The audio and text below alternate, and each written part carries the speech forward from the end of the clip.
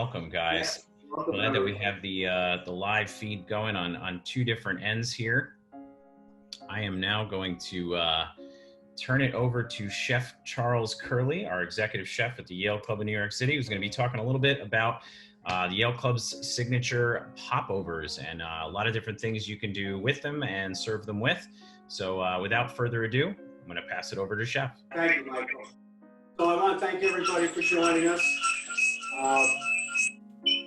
I don't know if anyone watches The Big Bang Theory with Fun with Flags. Well, this is Fun with Popovers, all right? And we're going to talk a little bit about what you can do with them for breakfast, lunch, and dinner.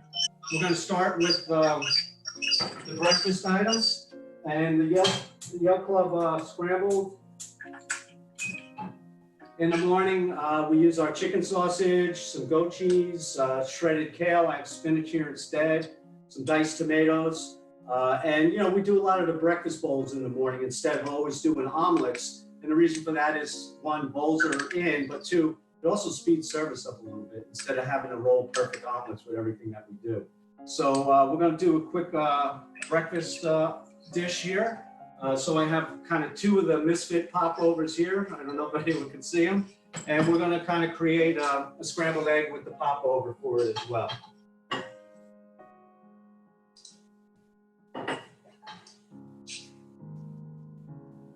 Did anyone have any success the first time around with the popover? Or define success. Some of them popped up. Some of them had like little holes in the middle of them. That pretty much describes it. Yeah, I mean, we do about 12 dozen, 14 dozen a day at the club.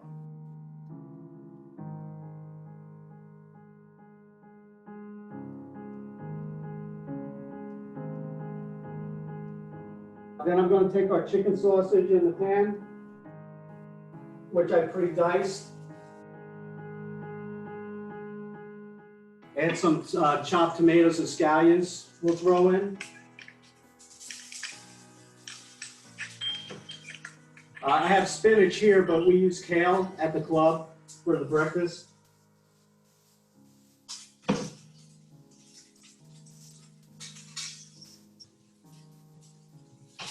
And again, very simple. It'll go quick.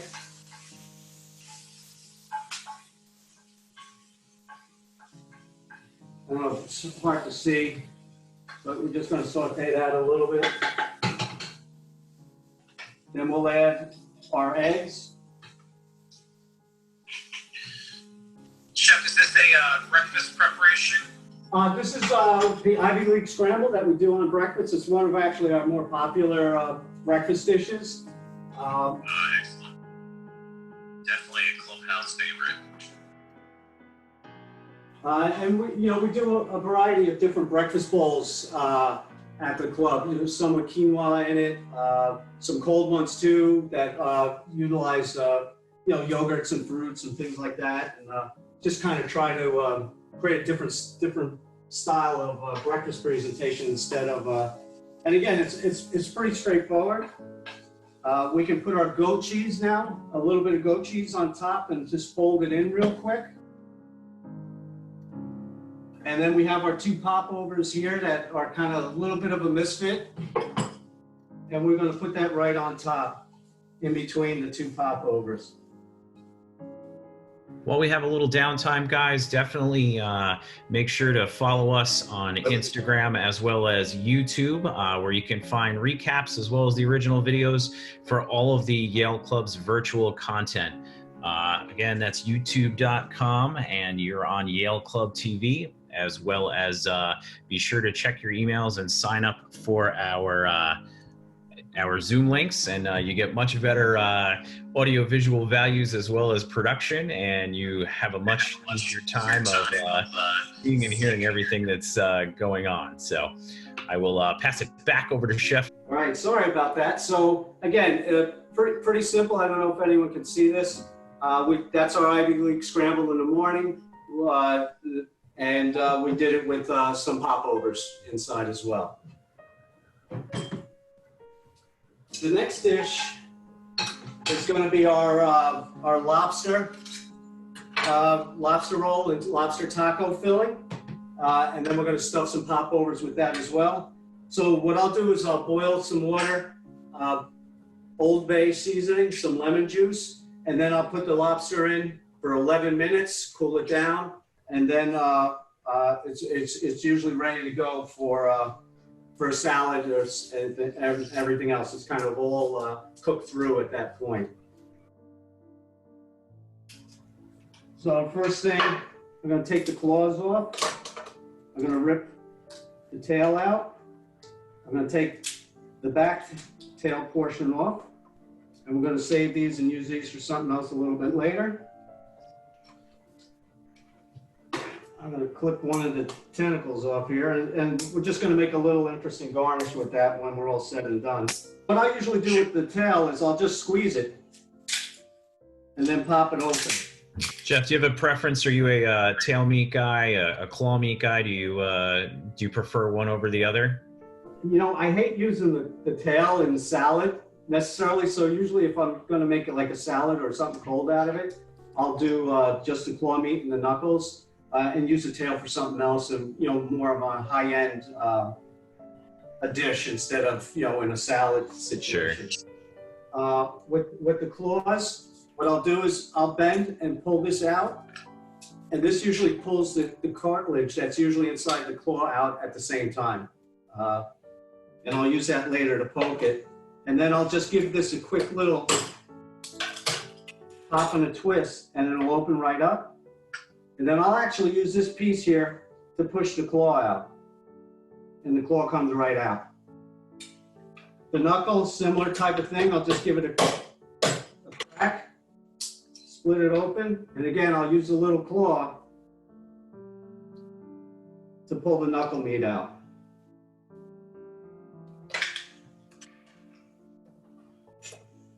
So again, I pull this out so that the cartilage comes out with it. I'll just give it a smack and a twist.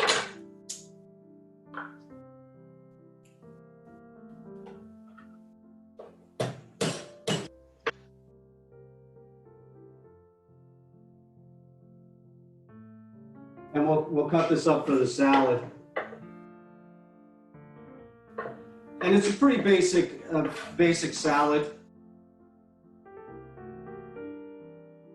We're going to mix it with some, when we do it, with just some mayonnaise.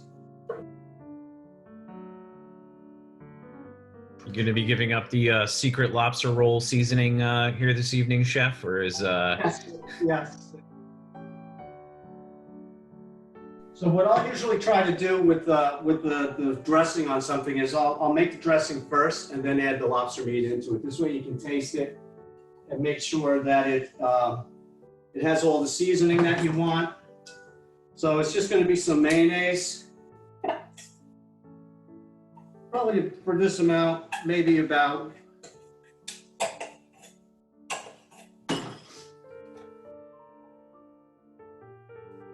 3 or 4 tablespoons. A little salt, not a lot because the mayonnaise has a lot of salt in it already. Some pepper.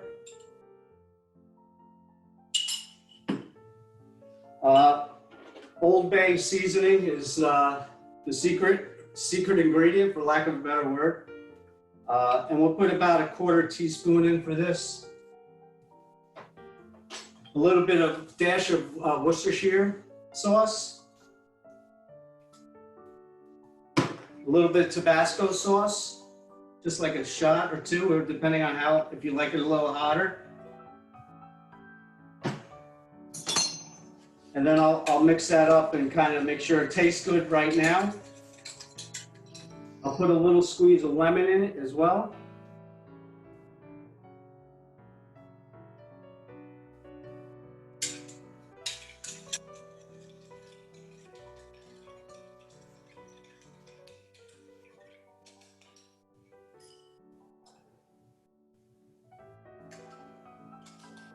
And then I'll add some celery. How's the seasoning levels there, Chef? It depends. You know, you want it to be, because you're going to add a lot of lobster meat to this, it tends to be a little salty when you taste it on its own. But then when you add the lobster meat, it all kinds of blends itself out. We have our lobster salad filling. I'm going to use some of the popovers that kind of were like split hot dog buns that came out. And we're going to fill that into the lobster roll, into the popover.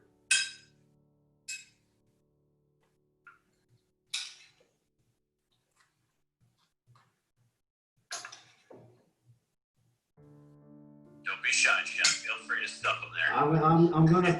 I'll fill them up for you, Michael. No worrying about food costs tonight.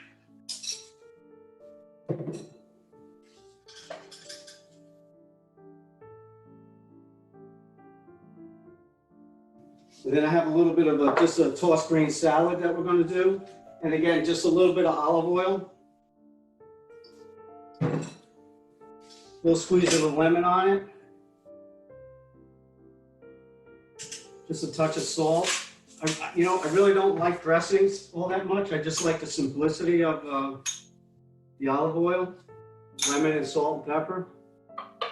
And then we're going to just kind of do a little side salad with this. And if you want to garnish it, we can throw a cucumber or two on here. Or if you like it, you can put it inside the sandwich.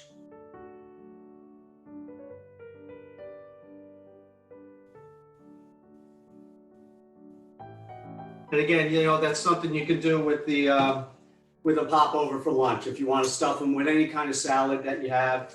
The one little thing that I want to show everyone with the garnish is you can take some of the parts of the lobster and kind of create like a dragonfly.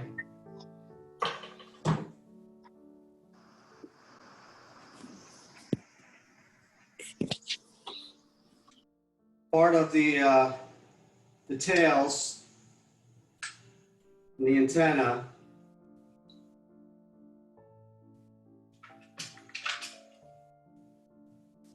And it kind of makes a little butterfly garnish that you can use if you want to garnish Chef, the that clothes. looks so good. I'm going to have to demand a closer look. Would you mind bringing that stuff Forward down? for me. Good. Awesome.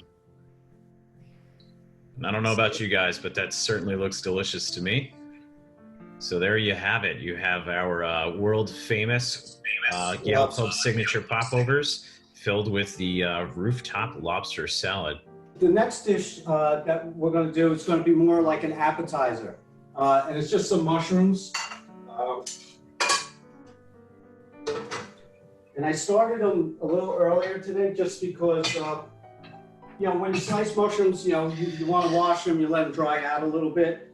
But what I'll do is I'll heat the pan up really hot, saute them, let the moisture come out, and then let the moisture reduce and dissipate so we can caramelize the mushrooms a little bit and get a little bit of brown color on them. Dry panning mushrooms is just a really great way to kind of concentrate and intensify the flavor. Yes, and they're always going to have water on them. People say, should I wash my mushrooms? Should I brush them off? Wash them. They'll be fine. And then, the moisture burns off if you let it go long enough, which we will do. So a little bit of olive oil in the pan. I just started these a little bit so that, they're still wet. So I'm going to put these mushrooms in until the moisture evaporates.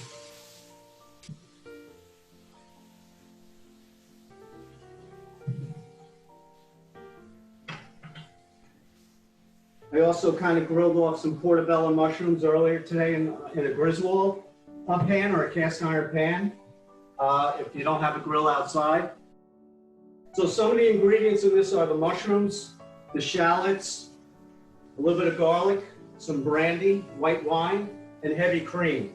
And we're going to add the heavy cream in three parts. So we'll add a batch in, let it reduce down, then we'll add a little bit more, and then later in the process a little bit more. And the reason why I do that is if you put it all in at one time and reduce it, it tends to break, and your cream and your fat separate. So this way you almost have 3 different stages of reduced cream in there, and it stays emulsified much better than if you just put it all in one shot. It's almost the risotto method, if you will, right, Chef? Thirds? Yes, yes. Like if you were making risotto, although you're not worried about a risotto breaking, but if you reduce the cream too much, it looks like a broken hollandaise sauce or a coagulated a sauce with that meant to be not holding. So you can see some of the moisture is coming up. We're going to caramelize these a little bit. Get some nice brown color on them, and that kind of imparts a little bit more flavor. And this will work with morels, which are really great in the spring. Chanterelles, if you want to do this dish with chanterelle mushrooms and actually use your lobster tail in there instead of the salad, you can do that as well and kind of make a nice dish. Tomorrow with this, I'm going to be adding this to some gnocchis, just to make some dinner or for the family. But you know, you get this big pile of mushrooms and it really reduces down to nothing when it's all said and done.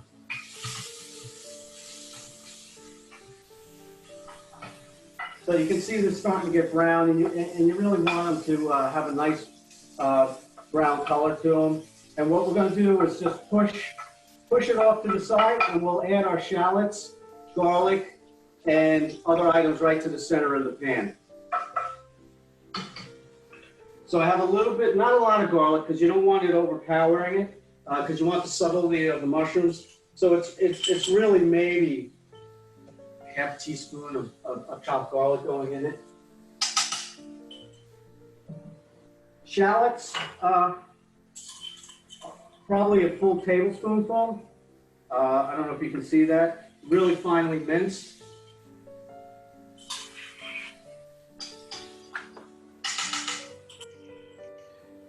Chef, we had a really great question on the Zoom here. What is the best way to save the popovers overnight? Could you refrigerate them? Would you just simply store them at room temperature, or, you know, even toss them in the freezer? Pop them in the freezer, possibly. You know, it's not a very forgiving item. They get a little stale. There's really nothing in there. I mean, there's some egg in there, so you could leave them on the counter. You could freeze them and then reheat them. I don't know if anyone's froze bagels in the morning. They seem to be better when you thaw them out and toast them than if you just left them out or put them in the refrigerator. So you can put them in Ziploc bags and freeze them. Would you say the best way to go is probably save some of the batter and then just cook it off kind of as you need it? Yes, but then if you pull the batter out of the refrigerator, you got to let it come to room temperature. Again, you got to be worried about it being too cold, because if you go straight from the pan to the refrigerator into the tin, you're not going to create that steam fast enough for the popovers to pop. Ah, okay. Great point, Chef. I think that's really valuable information. So the garlic and shallots sauteed until they were a little translucent. I'm going to add some fresh chopped thyme to it, probably about a teaspoon's worth. I'll stir that in. And you can see, I don't know if that you can see how everything's going right now. I'm going to add some brandy. And at work, you might flambe a little bit. Some white wine, probably about a quarter cup. And we're going to let that reduce down until we call it sec, right? S-E-C, so that it's like just dry, almost dry. And then you can see like the sauce is even brown. It's starting to get a little like brown color and from the mushrooms and everything that we had going. And then we're going to add the heavy cream. Once that dries down a little bit. So we're going to let that reduce a bit, and then I'm going to jump into the dessert, and then we'll come back and finish this, so it's all done on time. So this is getting pretty dry right now, so I'm going to add a little bit of the heavy cream. And it should be almost like a tan color. And as you reduce it a little bit, it's going to really bring and get the mushroom flavors coming out. While that reduces, we're going to keep adding cream in a couple of parts as we go. We're going to use an egg yolk and do a liaison to tighten it up a little bit at the very end. So we'll come back to that.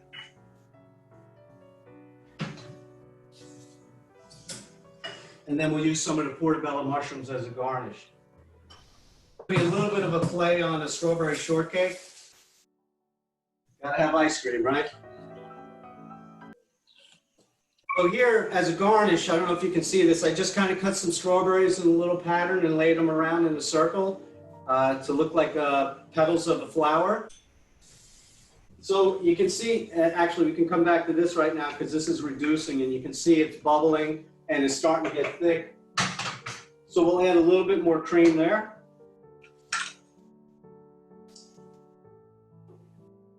And let that continue to reduce.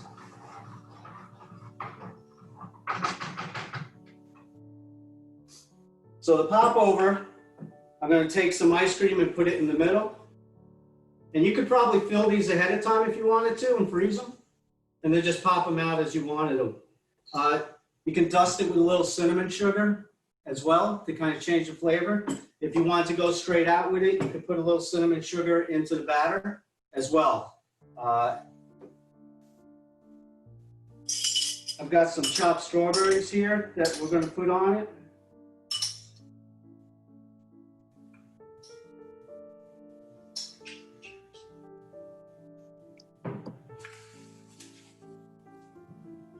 Some whipped cream.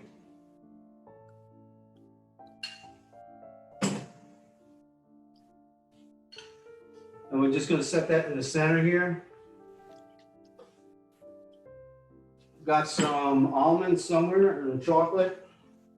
So I got some chopped walnuts, some chocolate chips, and a little bit of chocolate sauce to drizzle over the top.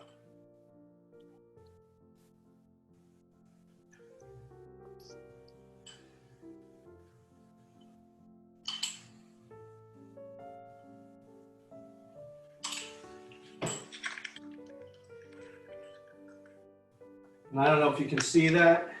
I'll bring it over. Again, I'll just hold this stable so we can kind of show it. But again, you know, you can do a lot of fun things with the dessert side of it with a popover as well. So this is getting pretty thick right now, so I'm going to add the last batch of cream to it. Chef, do you have any advice on what kind of mushrooms work best in this dish? So, to be honest with you, I have cremini mushrooms here. Those are the darker brown ones that look like regular white Pennsylvania mushrooms. And they really actually do have a very nice flavor to it. You know, morels, you know, the dry ones actually give more flavor than the fresh ones sometimes. But I really like the domestic mushrooms for this dish with, you know, chanterelles are really nice cooked this way. They have a nice flavor as well. So we're going to take the egg yolk. And to be honest with you, this is thick enough where you wouldn't have to do this, but I just want to kind of temper it a little bit. Take the egg yolk, take some of the warm cream and mushrooms that are here, and just kind of mix that together to bring the yolk up to temperature. And then we're just going to add that to here. And we're not going to really cook it too much more. The carryover heat in the pan will thicken that up. If you cook it any more than this, you're going to have scrambled eggs. Just going to thin that out just a touch. So we're going to take one of our popovers and just kind of break it open a little bit so we can put the mushroom inside. And you're going to want to adjust the seasoning with a little bit of salt and pepper. So we're just going to add a little bit of salt there. Just a touch of pepper. We're going to spoon that right into the popover. So it's almost like a vol au vent shell or a puff pastry shell that you would use. Chef, if there is any way possible, you are just off camera with your plating there, and I would love bring it nothing forward. more to see what we're working on here. Sorry about that. So, Beautiful. so it's almost like a vol au vent, and we put the mushroom in the on top, and we'll garnish it with a little bit of the portobello mushrooms. We'll just slice these. Almost into little thin strips, and we can use those as kind of like a little garnish on top. Beautiful. Do you have any suggestions for some fresh herbs that might finish this plate off really well? Maybe a little. So I actually have parsley some of the celery leaves that we got from this before. That kind of gives it a nice little greenery. I think Michael knows we've been going cilantro crazy in my house lately. Absolutely, chef. So. Yeah, cilantro leaves are kind of cool too. There's some microgreens out there, red amaranth, any kind of microgreen that you have out there would be a nice garnish as well. So this kind of doubles as a bit of an appetizer. I don't know if you can see that. Yeah, it's gorgeous. Pretty simple dish, actually pretty inexpensive if you really look at it. And so that's our. Do you want to give me a quick recap on the four, or did you put 3 or 4 different plates together? Yeah, tonight, 4 different plates that we did. Yeah, so, why don't you just really quickly highlight what we've done in each one, and then we'll open it up for questions and answers here, and I'll read you anything that might pop up in the chat. So the first dish was our Ivy League Scramble. We took some of our misfit popovers that didn't quite bloom the way we had wanted to. And we did our chicken sausage, kale, tomatoes, some scallions, and goat cheese scramble. And then we kind of just filled the 2 popovers with the scrambled egg. Chef, when you're doing the popovers and you're splitting them, is that something that you're cutting in half, or are you just kind of tearing them? I'm kind of just tearing them in half. Then we did our lobster roll, our lobster taco filling, and lobster roll sandwich salad. Just the mayonnaise, the Old Bay seasoning, Worcestershire sauce, Tabasco sauce, a little bit of pepper. You don't need any salt really because the Old Bay seasoning is very salty. And some mayonnaise, and we just kind of mixed that up, taste it, added our lobster meat to it, and then kind of stuffed our popovers with it. And then we made a little garnish with the lobster parts, like a little dragonfly, with the wing, the tail pieces, the leg, and a little antenna. Just as a whimsical little thing that you can do with it. And we just served it with like a tossed salad. You can serve it with chips, obviously French fries, whatever your heart desires. Then the appetizer that we did was the mushroom. And we used cremini mushrooms. We saute them. We slice them, saute them, let them get brown in the pan, let all the moisture dissipate. We added some garlic, a little bit of garlic, a good amount of shallots, let that saute. We flambéed it with some brandy, deglazed it with some white wine, and then added some heavy cream in 3 parts, reducing it down each time, and then adding a little more cream and reducing it down, and then adding a little bit more cream from there. Then we seasoned it with salt and pepper, and then we took an egg yolk, tempered it, added it to it just to kind of thicken it up and giving it a real rich consistency to it. Not that the heavy cream wasn't rich enough, but the egg yolk really kind of rounds it out. And we garnished it with some pre-grilled portobello mushrooms, some celery leaves, and some cilantro leaves. And like we said, you can do microgreens if you want as well. Red amaranth is always a pretty green. Bull's blood, microgreens. There's all kinds of stuff that's out there. But what I like about the celery leaves and the cilantro, it actually adds some flavor to it as well.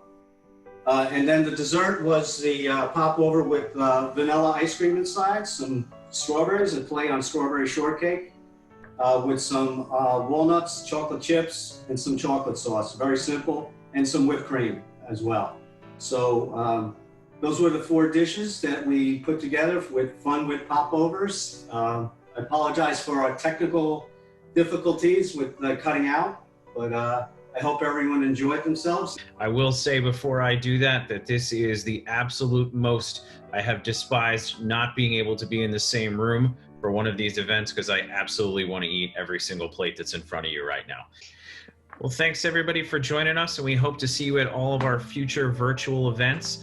Next up is me on next Tuesday for Mixology with Mike, and we're going to be coming at you with a bunch of fun recipes and some really fun make-along stuff. So once again, thank you, Chef, for sharing the long-awaited and highly anticipated Yale Club's Popovers video, and for all the wonderful things that you showed us how to do with it. And I appreciate all you guys for tuning in, and I hope to see you again online very, very soon.